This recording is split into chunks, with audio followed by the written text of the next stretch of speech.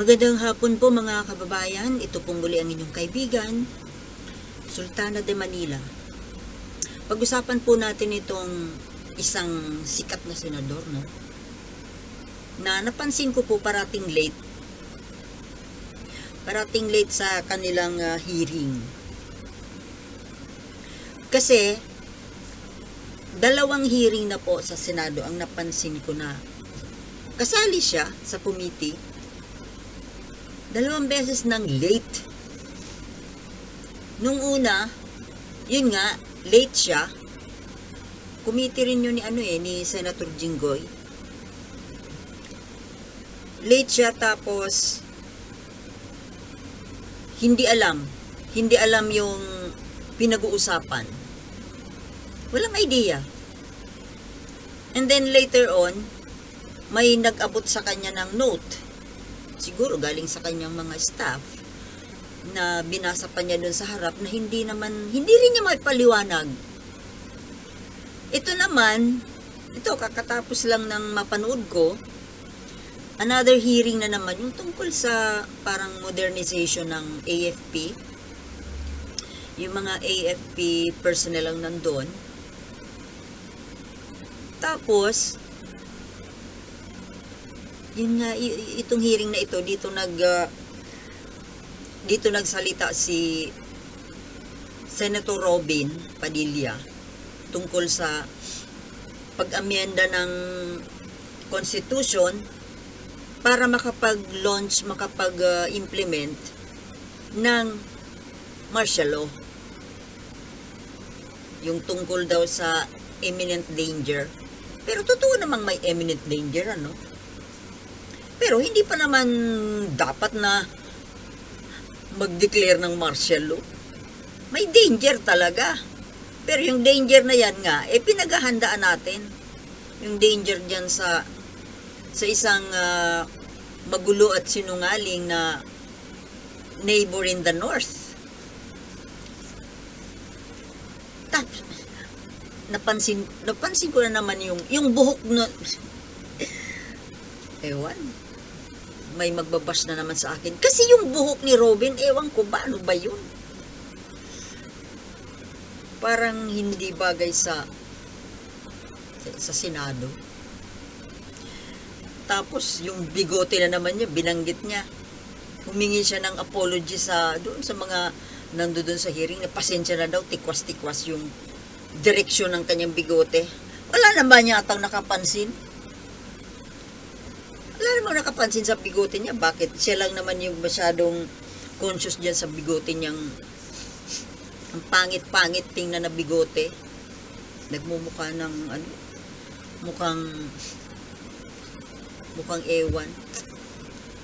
Ngayon, balik tayo kay Senator Tulfo. Ngayon, late na naman siya. At nung dumating siya, actually, patapos na nagliligpit na nga kasi tanghali, maya't maya nga nag-serve na ng lunch doon sa hearing.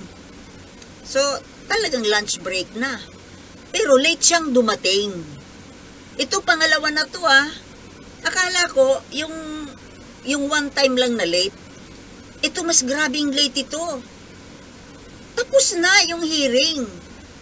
O di na istorbo mo pa yung mga kasamahan mo na imbis na makapagpahinga na, makapag-lunch break na, na-delay pa dahil sa pagdating niya ng late. Para sa akin, pwede ba yun? Pwede ba yun mga kababayan my goodness, sumasahod ka ng 500,000 a month, tapos, dadating ka sa hearing ng late, nagliligpit na nga po ng kanyang yung mga nakakabit sa katawan, yung mga papers niya sa harapan, nagliligpit na ng gamit. Ibig sabihin, tapos na. Tapos nagsisi pa siya na ang ganda pa naman daw nung topic, hindi niya narinig kasi late siya. Bakit kasi anong pinagagawa at late? Baka galing siya dun sa RTIA niya. sa TV5. Diba, lagi siyang nandun? Araw-araw present doon. Buti pa doon hindi siya nalilate. Pero dito sa Senado, late lagi. Gosh, pwede ba yung ganon? Kasama ka sa committee hearing, tapos wala ka. Tapos para kahit papano, kahit late, makapagbida pa rin. At yun nga, nagbida-bida pa rin. Alam mo siguro ko yung mga kasamahan po niya dyan sa Senate, aware na rin sila sa itong ginagawa ni Senator Tulfo na pagmamagaling, yung first na yung hearing na late siya, yun yung nagmagaling siya doon na gusto niyang ipatanggal yung mga towers ng isang Chinese communications na nagtayo ng mga towers, cell site, dyan sa loob ng mga mga kampo. Pero sa totoo lang, hindi naman talaga pwede po yun. Yung yata yun, yung DITO na communication provider, internet provider, hindi naman talaga pwede yun. Although doon, pinagtawanan siya nung time na yon kasi sinabi niya doon sa mga military personnel na ora mismo daw tanggalin na yung mga tower. Dahil delikado. Oo, totoo, delikado. Pero, uutusan mo yung mga personnel na ora mismo tanggalin na dapat. Di ba yung, kahit na gusto man nating ipatanggal, dapat na talagang ipatanggal. Pero, kasi may procedure naman po ang mga bagay-bagay. Proseso yan. Nandun na, ipapawalang bisa yung kontrata. Pero siyempre may kontrata yan. Para mapawalang bisa, ano ang dahilan? O di, maglalatag ka ng mga rason. Hindi naman basta para kang magtatanggal ng nakaharang na sanga ng puno sa kalsada. Ano pa yan? Hindi nag-iisip. Alam mo, yung mga ganyang parang pag-iisip ng hindi matalino. Sorry hindi rin naman ako matalino, pero hindi ako marunong na ganyan. Pumupuna lang po tayo dito sa nagbibigay ng opinion na sa abot lang naman ng ating utak. Pero ito talagang makapagbida lang kasi. O tuloy, pinagtawanan siya ni Jigo Estrada. Pati nung yung mga military, pinagtawanan siya. Natawa sa sinabi niya. Na para ba kasing, sa totoo lang, pagbibida talaga yung ganun. At balikan ko po ito mabalikan ko lang, may nakalimutan lang ako. Itong si Robin Padilla. Kasi, yung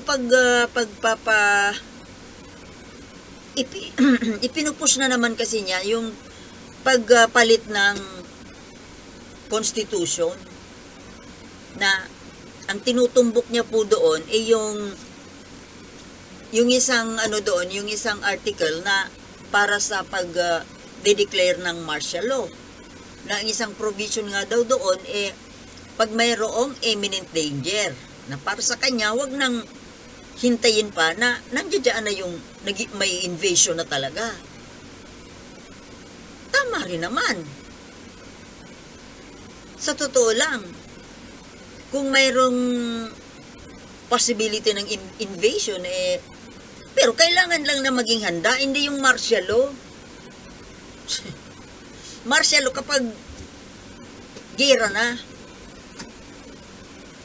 Sa totoo lang, duda ko lang, kaya na naman niya isiningit yung pagpapalit ng constitution dahil ang gusto niya lang naman na mapalitan ng constitution para yung federalismo niya, na sa totoo lang ang federalismo, hindi rin ako believe dyan Kaalam nyo, kahit anong type of government dito sa ating sa Pilipinas, pag kurap ang isang politiko, kurap yan.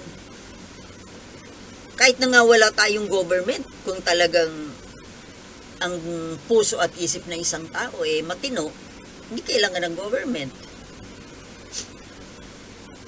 Gusto lang naman niya kasing ipasok yung mabago ang constitution para yung sa federalismo niya, na yun nga ang pinaka bottom line doon na gusto niya mangyari yung maging 100% ownership yung mga foreign investor, na ang magkikinabang lang naman dyan mga kaibigan nilang inchik diba? Sus, yun lang naman ang ano dyan. Kaya nga itong nung panahon ni Duterte, doon po yan nangyari yung pag-a-approve ng paglalagay ng mga cell sites sa mga military camps. Si Duterte, di ba kaibigan niya kasi yung mga kaibigan niyang mga inchik na negosyante? Itong matandang ito talagang inilagay po sa panganib yung bansa natin. O di ba yung diyan sa reclamation, Manila Bay Reclamation, siya rin ang nag-approve niyan.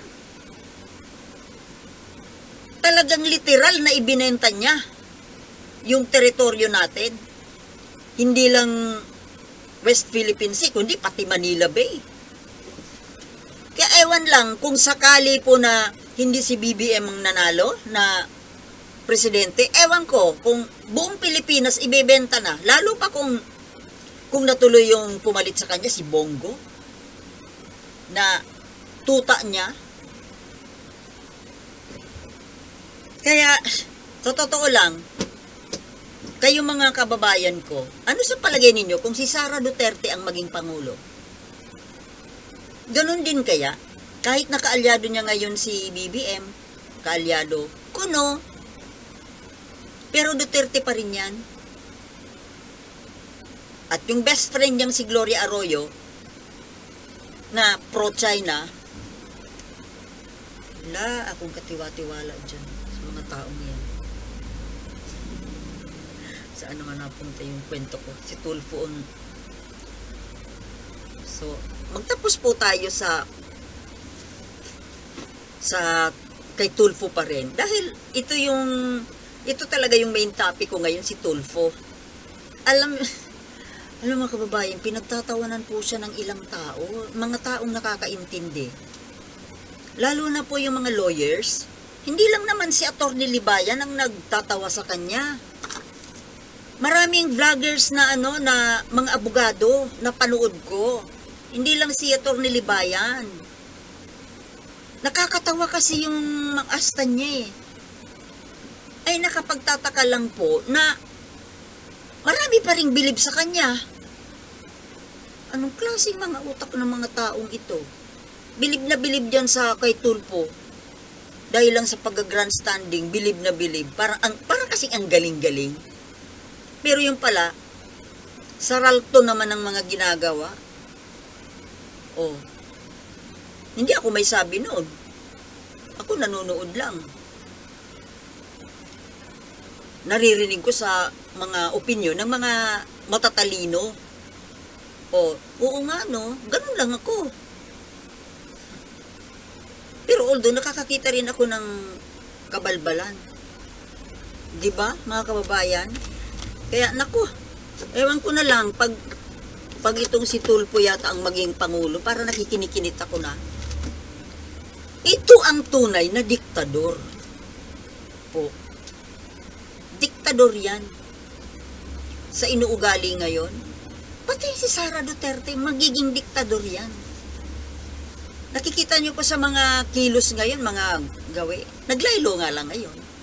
Pero, diktador yan.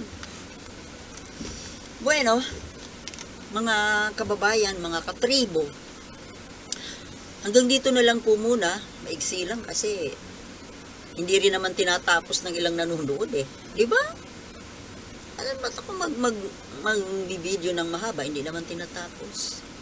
Okay? Sige po mga kababayan, yun nakapagtapos. Maraming salamat po at see you next time. Okay? Thank you. Peace.